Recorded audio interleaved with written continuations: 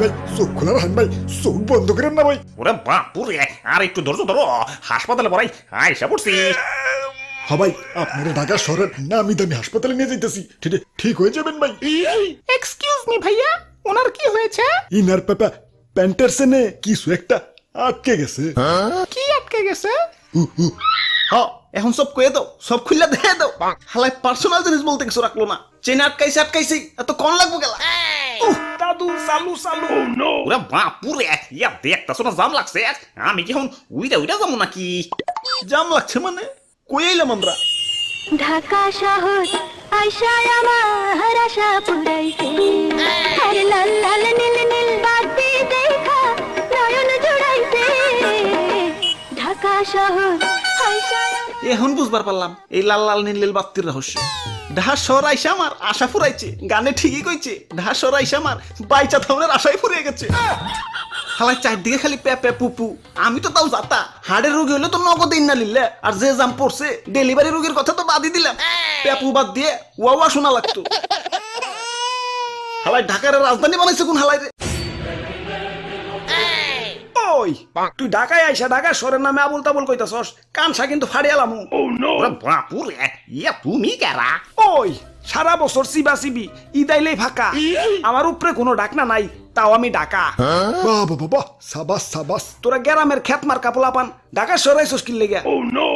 হাসপাতালে আইছি, নাহিদবার পাপা প্যান্টের সেনে।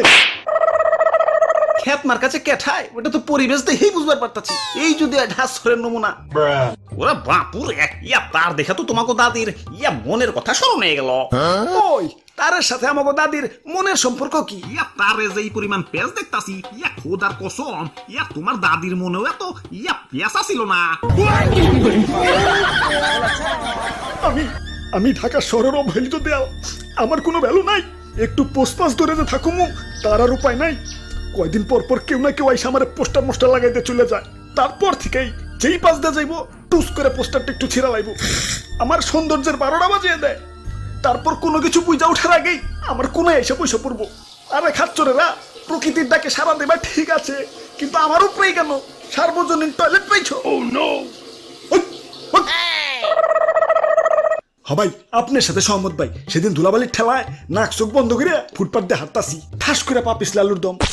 চোখ খুলে দিই ফুটপাতে পাপা পানি জমে রয়েছে। ইদানিং তো বৃষ্টি হয় নাই, পানি জমে থাকার তো কথা না।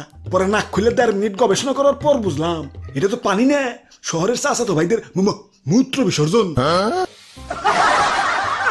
গন্ধ যাও, গোসল করে আসো। পরে ওয়াসার পানিতে যে গোসল দিচ্ছি, উল্টারও না পাক হয়ে গেছি।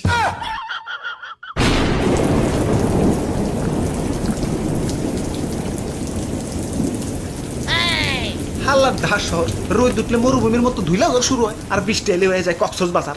আমাকে সরকারের উচিত ঢাকা শহরের টুরিস্ট জোন হিসেবে কাজে লাগানো। সাহারা মরুভূমি প্যালাস কক্সবাজার, এক টিকিটে 2 সিনেমা। Hi guys, this is Tutu ভাই, আই এম ইন কক্সবাজার। এত গন্ধ কে? ওরে বাপুরে, ইয়া জানো না নাকি yeah this water is connected by yeah ময়লা ড্রেন। ওই এসব কথা বাদ, আমি যে মানুষের কতটা সুযোগ সুবিধা দেই সেটা চোখে দেখো না? লাখ লাখ মানুষ এই শহরে এসে জীবিকা নির্বাহ করে। আমার কাছে কেউ আইলে তারে আমি কোনো না কোনো ভাবে ইনকামের পথ খুলে দিমুই।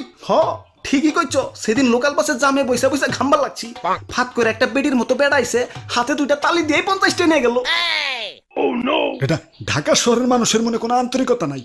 একই বিল্ডিং এ থাকবো, অথচ যুগ যুগ পার হয়ে যাবে, কেউ কাউরে চিনবো না। ওরে বাপুরে, ইয়া জুয়ান কালে এক সেরিরে দেখে ক্রাশ খাইছিলাম। ইয়া টানা 1.5 বছর খুঁজাখুঁজি করার পর ইয়া না পাইয়া বাধ্য হইয়া তোমার ইয়া দাদিরে বিয়া করছি। ইয়া পরে রমজান মাসে ইফতারি নিয়ে ওই সেরি আমার দরজার সামনে কইতাছে, ভাইয়া আমি আপনার পাশের রুমে থাকি, আম্মু আপনাদের জন্য ইফতারি বানাইছে। ওই তাতে আমার দুষ্কনে, আমি তো চাই স্মার্ট হয়ে থাকতে, কিন্তু তখন জ্বালাই কি আর স্মার্ট হয়ে থাকুনের উপায় আছে রে? 2 কলম পড়ালেখা করবা, ঢাকা কলেজে হ্যাঁ ভর্তি হইবে, গ্রামে পিরিত করবা, বৌনিয়া পলিয়া ঢাকায় আইবে, বিয়া শাদি করবা আর ঢাকায় হ্যাঁ চাকরি নিবে। কেরে ভাই, ঢাকা ছাড়া আর কি আর কোথাও জায়গা নাই? 2টা টাকা হইব 4 চাকা গাড়ি কিনা ঢাকার জ্যাম বাড়াইবে, আরো 2টা টাকা হইব গাছপালা কাটতে কাটতে উঁচু উঁচু বিল্ডিং বানাইবে।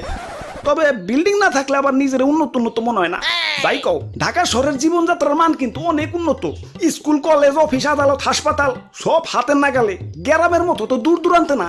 এমন অনেক খবর পাইছি, হাসপাতাল দূরে হওয়ার কারণে গ্রামের রোগীরে রাস্তায় ময়রা ভূত হয়ে গেছে গা। আর ওই যে ভাও হাসপাতাল দেখা যায়, এন থেকে এনে মাত্র 1.5 মিনিটের রাস্তা। সেই স্বাদ, এত স্বাদ কে? ডেঙ্গু মশাই কামড়ছে, ডেঙ্গু মশাই কামড়ছে। দাদু তাড়াতাড়ি হাসপাতাল নিয়ে যাও, হাসপাতালে। ইয়া দেখতাছো না জাম লাগছে, আমি কি এখন উইরা উইরা যাবো নাকি?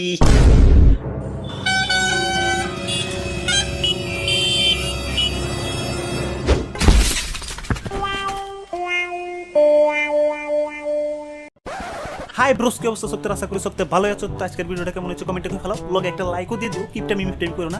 আবারও দেখাবো না কোনো ভিডিওতে। সে পর্যন্ত ভালো থাকো। ওকে, বাই।